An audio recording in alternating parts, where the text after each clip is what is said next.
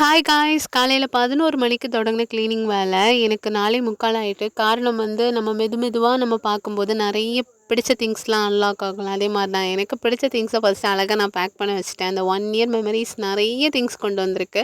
அடுத்தது க்ளீனிங் ஆன டயரில் இன்ஸ்டாமார்ட்டில் few products order போட்டேன். அதில் இது ஒன்று. இந்த ஒரு கேக் வந்து 40 ருபீஸ். ஆனால் நோ மைதா, ஃபுல்லுமே வந்து பனானாவும் சாக்லேட்டும் சேர்ந்து தான். அப்புறம் ப்ரௌனி சாப்பிடணுன்னு ஆசை வந்து ப்ரௌனி ஆர்டர் போட்டாச்சு. ஆனால் இன்னும் நான் சாப்பிடல, எப்படி இருக்குன்னு தெரில.